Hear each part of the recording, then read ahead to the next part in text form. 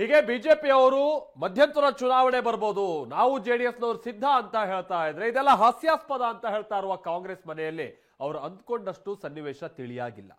ಯಾಕಂದ್ರೆ ನವೆಂಬರ್ ಕ್ರಾಂತಿಯ ಆತಂಕ, ಪವರ್ ಶೇರಿಂಗ್ ಬಿರುಗಾಳಿ, ಜೊತೆಗೆ ಸಂಪುಟ ಪುನರ್ರಚನೆಯ ಭೀತಿ ಇದೆಲ್ಲ ಕೆಲವರಿಗಾದ್ರೆ ಕೆಲ ಶಾಸಕರು, ಡಜನ್ ಗಟ್ಟಲೆ ಶಾಸಕರು ತಾವು ಕೂಡ ಮಿನಿಸ್ಟರ್ ಆಗ್ಬೇಕು ಅಂತ ಬಕಪಕ್ಷಿಗಳಂತೆ ಎದುರು ನೋಡ್ತಾ ಇದ್ದಾರೆ. ಪಕ್ಷದ ಹೈಕಮಾಂಡ್ ಸಂದೇಶಕ್ಕಾಗಿ ಕಾದು ಕುಳಿತಿದ್ದಾರೆ. ಸಿಎಂ ಡಿಸಿಎಂ ದೆಹಲಿಗೆ ಹಾರ್ತಾ ಇದ್ದ ಹಾಗೆ ಇನ್ನೇನು ಸಿಹಿ ಸುದ್ದಿ ಬರುತ್ತೆ ಅಂತ ಖುಷಿಯಾಗಿದ್ದಂತವರಿಗೆ ಭಾರಿ ನಿರಾಸೆ ಕೂಡ ಎದುರಾಗಿದೆ.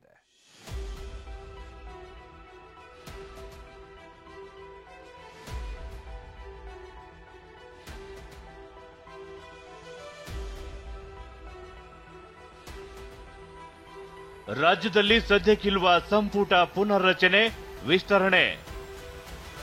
ಬೆಳಗಾವಿ ಅಧಿವೇಶನ ಸಂಕ್ರಾಂತಿ ಬಳಿಕವೇ ಸಂಕ್ರಾಂತಿ. ಅದ್ಯಾವಾಗ? ಬಿಹಾರ ಚುನಾವಣೆಯಲ್ಲಿ ಕಾಂಗ್ರೆಸ್ ಹೀನಾಯ ಸೋಲು ಅನುಭವಿಸುತ್ತ ನೋಡಿ ರಾಜ್ಯದಲ್ಲಿ ನಾಯಕತ್ವ ಬದಲಾವಣೆಗೆ ಹೈಕಮಾಂಡ್ ಹಿಂದೇಟು ಹಾಕ್ತಿದೆ. ಸಂಪುಟ ಪುನರ್ರಚನೆ ವಿಚಾರದಲ್ಲೂ ಎಚ್ಚರಿಕೆಯ ಹೆಜ್ಜೆಯನ್ನಿಡ್ತಿದೆ. ಯಾಕಂದ್ರೆ ಕರ್ನಾಟಕದಲ್ಲಿ ಕೈ ಸರ್ಕಾರ ರಚನೆಯಾಗಿ 2.5 ವರ್ಷ ಆಗೋಕೆ ಕೇವಲ 3 ದಿನವಷ್ಟೇ ಬಾಕಿ ಇದೆ. ನವೆಂಬರ್ 20ಕ್ಕೆ ಕೈ ಸರ್ಕಾರಕ್ಕೆ 2.5 ವರ್ಷ ತುಂಬಲಿದೆ. ಹೀಗಾಗಿ ಸಚಿವ ಸಂಪುಟ ಪುನರ್ರಚನೆ ಆಗೇ ಆಗುತ್ತೆ ಅಂತ ಆಕಾಂಕ್ಷಿಗಳು ಹೈಕಮಾಂಡ್ ಮನೆಯನ್ನೇ ದಿಟ್ಟಿಸಿ ನೋಡ್ತಿದ್ದಾರೆ.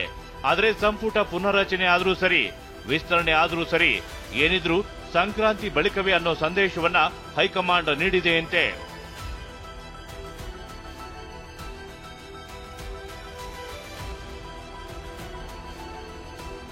ಬಿಹಾರ ಚುನಾವಣೆ ಸೋಲಿನ ಆಘಾತದಿಂದ ಹೊರಬರೋಕೆ ಕಾಂಗ್ರೆಸ್ಗೆ ಇನ್ನೂ ಸಮಯ ಬೇಕಿದೆ.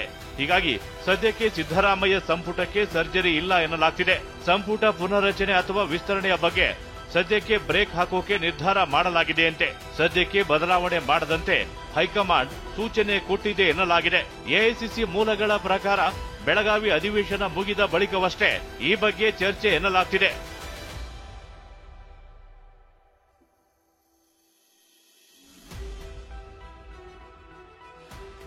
ನಾಲ್ಕು ಪ್ರಮುಖ ಸ್ಥಾನಗಳ ಬಗ್ಗೆ ಹೈಕಮಾಂಡ್ ಜೊತೆ ಚರ್ಚೆ. ವಿಷಯ ಅಂದ್ರೆ ಹೈಕಮಾಂಡ್ನ ಹಿರಿಯ ನಾಯಕರೊಬ್ಬರು ಪಕ್ಷದ ಭವಿಷ್ಯದ ಹಿತದೃಷ್ಟಿಯಿಂದ ದೊಡ್ಡ ಮಟ್ಟದಲ್ಲಿ ಸಂಪುಟಕ್ಕೆ ಆಪರೇಷನ್ ಮಾಡೋಣ ಅನ್ನೋ ಸಲಹೆಯನ್ನ ನೀಡಿದ್ದಾರಂತೆ. ಅಷ್ಟೇ ಅಲ್ಲ, ಸಂಪುಟ ಪುನರ್ರಚನೆ ಬದಲಿಗೆ 4 ಪ್ರಮುಖ ಸ್ಥಾನಗಳನ್ನ ಭರ್ತಿ ಮಾಡುವ ಬಗ್ಗೆಯೂ ಚರ್ಚೆ ನಡೆದಿದೆ ಎನ್ನಲಾಗ್ತಿದೆ.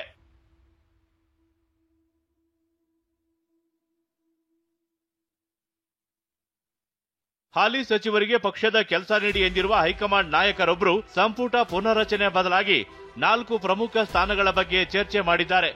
ನಾಗೇಂದ್ರ, ರಾಜಣ್ಣರಿಂದ ಖಾಲಿಯಾದ ಸ್ಥಾನ ತುಂಬೋದು, ಪರಿಷತ್ ಸಭಾಪತಿ ಮತ್ತು ಉಪಸಭಾಪತಿ ಆಯ್ಕೆ ಬಗ್ಗೆ ಪ್ರಸ್ತಾಪವೂ ಆಗಿದೆ. ಎಲ್ಲ ಆಯ್ಕೆಯನ್ನ ಹೈಕಮಾಂಡ್ ಮುಕ್ತವಾಗಿಯೇ ಇಟ್ಟಿದೆಯಂತೆ.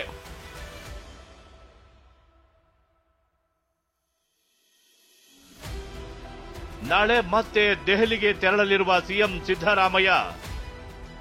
ನಿನ್ನೆಯಷ್ಟೇ ಸಿಎಂ ಸಿದ್ದರಾಮಯ್ಯ ದೆಹಲಿಯಲ್ಲಿ ರಾಹುಲ್ ಭೇಟಿಯಾಗಿ ಸಂಪುಟ ಪುನರ್ರಚನೆ ಬಗ್ಗೆ ಚರ್ಚೆ ನಡೆಸಿದ್ರು.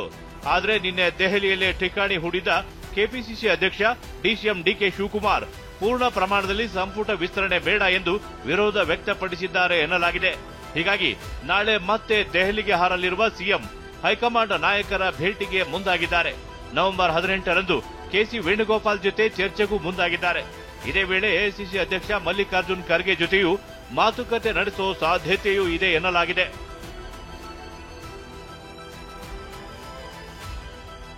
ಇನ್ನು ಇದೇ ವಿಚಾರದ ಬಗ್ಗೆ ಪ್ರತಿಕ್ರಿಯೆ ನೀಡಿರುವ ಗೃಹ ಸಚಿವ ಪರಮೇಶ್ವರ್, ಬಹಳ ಜನ ಮಂತ್ರಿ ಆಗಬೇಕು ಅಂತ ಕಾಯ್ತಿದ್ದಾರೆ, ಆದ್ರೆ ಎಲ್ಲವೂ ಸಿಎಂ ಹೈಕಮಾಂಡ್ಗೆ ಬಿಟ್ಟಿದ್ದು ಅಂತ ಹೇಳಿಕೆ ನೀಡಿದ್ದಾರೆ.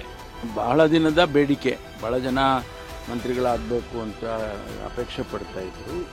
ಈಗ ಅನುಮತಿ ಸಿಕ್ಕಿದ್ದೆ ಅಂತಾದರೆ ಮುಖ್ಯಮಂತ್ರಿಗಳು ಮತ್ತು ಹೈಕಮಾಂಡ್ನವರು ಮಾಡ್ತಾರೆ. ಅದರಲ್ಲೇನು ದೊಡ್ಡ ವಿಚಾರ ಏನು ನನಗೇನು ಅನ್ಸಲ್ಲ.